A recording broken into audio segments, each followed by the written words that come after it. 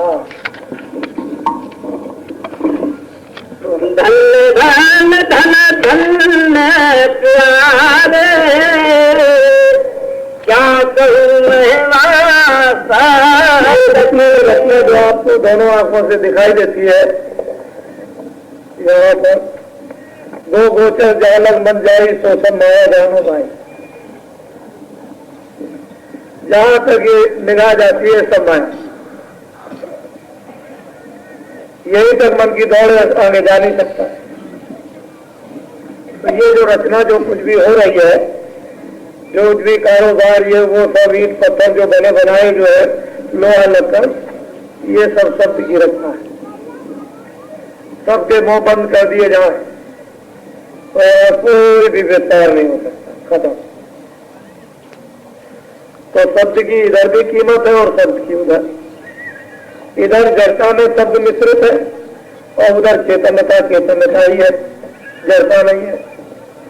उधर खुल्लम खुल्ला चेतनता जड़ता, चेतनता का जलवा हो रहा, इधर जल और चेतन का जलवा हो रहा।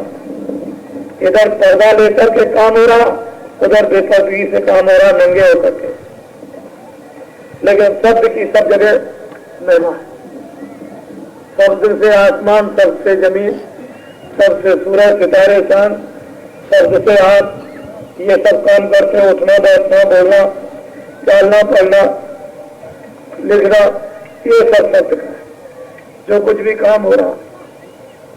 अब ये जानना है कि किस शब्द से ज्ञान और निवृत्ति और आनंद मिलता है और किस शब्द से अज्ञान और बंधन होता है और दुख मिलते। तो इतना ही जानने की जरूरत है। अगर ये बात समझ ली जाए तो काम हमारा सस्ता बन जाए।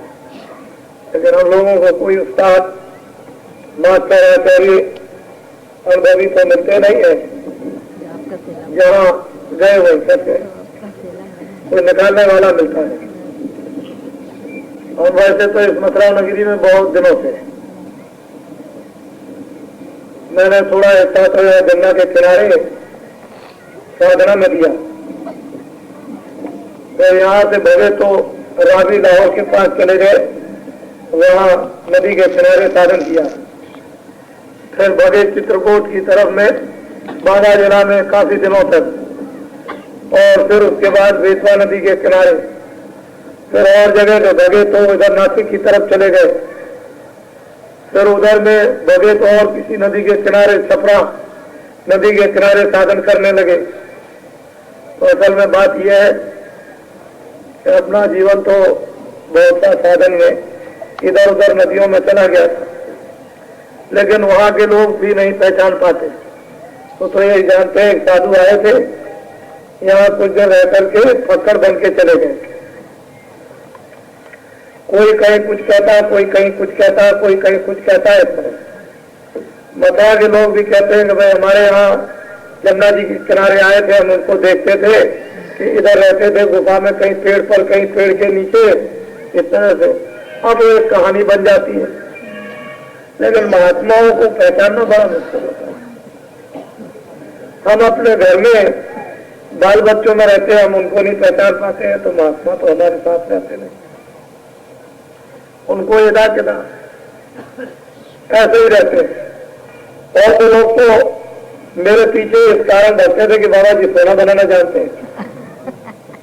बड़ा जमघट लोगों ने लगाया, हमने कहा भाई मैं ये कुछ नहीं जानता हूँ, तो मेरे पीछे बैठे वहां बस आपकी दया हो गई तो 1 मिनट में नहर हो जाएंगे। क्या क्या मतलब ये कि आदमी क्या क्या इस दुनिया में चाहता है, कोई चांदी, कोई सोना, कोई ये, कोई आशीर्वाद दे दो, कोई ऐसा कर दो, कोई ऐसा।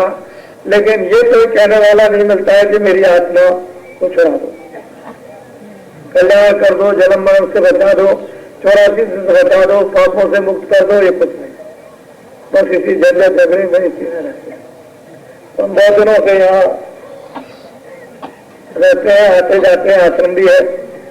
और वैसे भी लोग जो है शब्दों से जानते हैं, लेकिन उनको अब की बार कुछ जरूरत पड़ी।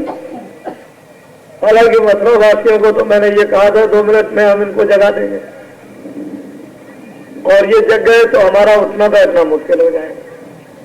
इसलिए हम मथुरा को जानबूझ के छोड़े हुए थे, और मथुरा के इर्द गिर्द जिलों को छोड़े हुए, बाकी तो आप जानते ही हो कि हमारा क्या काम हो रहा, क्योंकि यहाँ आने में उनको देने लगेगी 2 रुपए, आपको लगेंगे 40 रुपए और इनको 2 रुपए, तो ये तो आए दिन रोज खड़े रहेंगे, हमारी तो नींद हराम, चले जाए।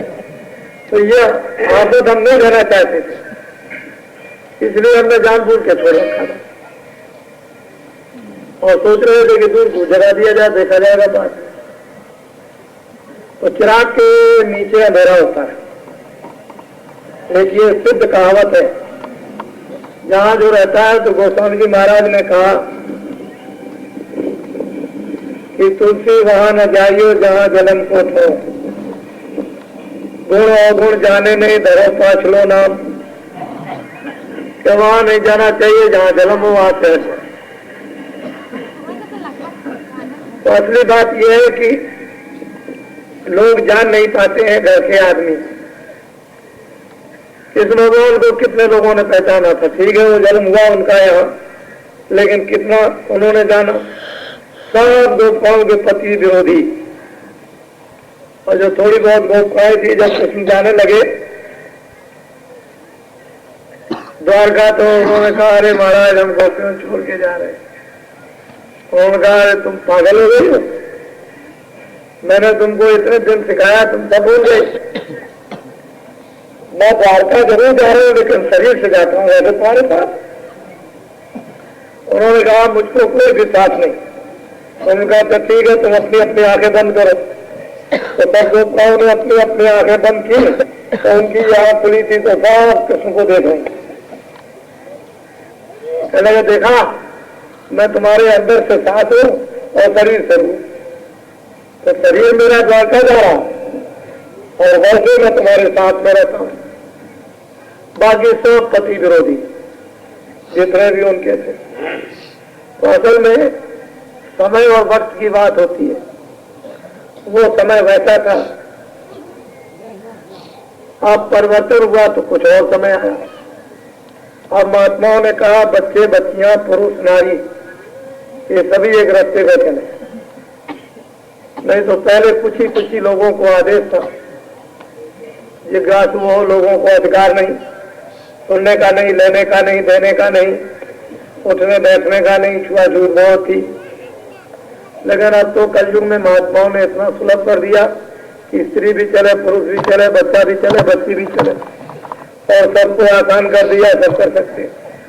12 वर्ष का बच्चा सभी साधन कर सकते, 12 वर्ष से जितने की जिसकी उम्र लग गई साधन कर सकता है, उसमें कोई हानि नहीं, और उसी तरह से उसको पूरा ज्ञान होगा जैसे जवान को। तो कलयुग में हर तरह की सुविधा नर नारी सबको दी। पहले कहा था स्त्रियों को योग करने का कोई अधिकार नहीं, साधन करने का, घर के काम करें और पति को भगवान समझे। तो ये बात तो कोई गलत नहीं थी, लेकिन पति के लिए कहा था कि उम्र का एक हिस्सा भगवान की उपासना में दे देना, तो ये तुम्हारी सेवा भगवान समझ के करेंगी, तो उससे इनको भी फल मिल जाएगा, इनका भी कल्याण हो जाएगा। लेकिन पति तो 1 घंटा भी उम्र का भगवान की आराधना में नहीं देते, तो कल्याण कैसे होगा? न पति का कल्याण न पत्नी का। इसलिए कलयुग में संतों ने नियम बदल दिया, तो दोनों को कह दिया कि तुमको भी करना, तुमको। अब लोग झक मारते कि किताबों में ये लिखा और ये बताया जा रहा, और भाई अधिकार तो सबका समान है। पहले कुछ करने में कमजोरियां थी, उन साधनों को जो सतयुग त्रेता द्वापर के थे, वो नारियां नहीं अपनी नारियों से कर सकती थी, उनकी इंद्रियां इस प्रकार की थी कि वो योग नहीं कर सकते थे। लेकिन नाम सुरक्षित योग की साधना तो सब करें, उसमें कोई किसी को बाधा नहीं। जो बैठ के स्त्री करेगी वो पुरुष कम करेगा, स्त्री बैठ के ज्यादा करेगी। इसलिए सहजोबाई, मीरा और बहुत सी देवियों ने भगवान को प्राप्त कर लिया इसी कलयुग में। तो शब्द की महिमा है, जो परिचय शब्द वो जाने शब्द की महिमा।